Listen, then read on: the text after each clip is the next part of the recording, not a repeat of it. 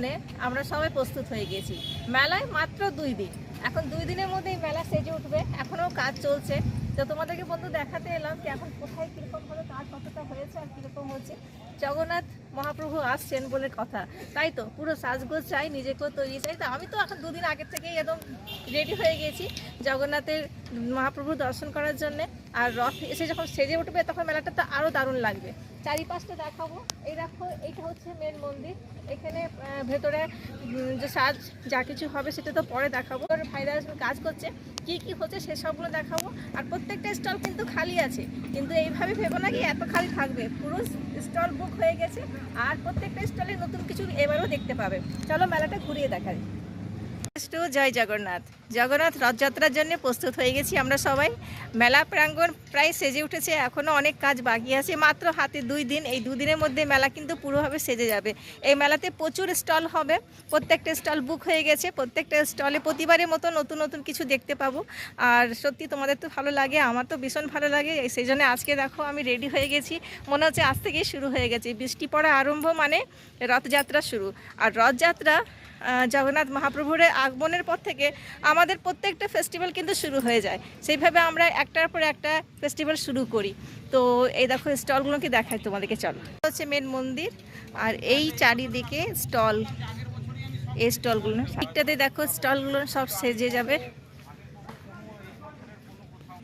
যারা প্রতিবারই ইস্কনের রথমেলাতে আসো তারা সবাই জানো কি এই দিকে যে স্টলগুলো হয়, এই স্টলগুলো না খাবার স্টল হয়। মানে বিভিন্ন রকমের খাবার পাওয়া যাবে, একদম পিওর ভেজ। শুধু ভেজ বলবো না, পুরো নিরামিষ, মানে বিনা পেঁয়াজ রসুন ছাড়া এত সুন্দর সুস্বাদু খাবার পাওয়া যায়, যেগুলো তোমরা এসেছো তারা জানবে। আর এই ভিডিওটা তোমাদের জন্য, যারা আসতে পারো নি, যারা শুনেছো তার মিসিং করে গেছো। তো এটা হচ্ছে ইস্কনের রথমেলা, যেটা আকবর রোডে হয়। এবার আমি ওই পাশটা তোমাদেরকে দেখাচ্ছি, চল।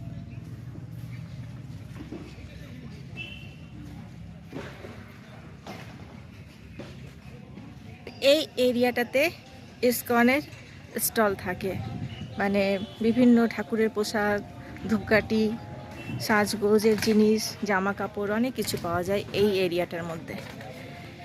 আর এই জায়গাটা হচ্ছে স্টেজ। এই স্টেজে অনেক রকমের প্রোগ্রাম, আমরা অনুষ্ঠান দেখতে পাই। এখনো চলছে কাজ।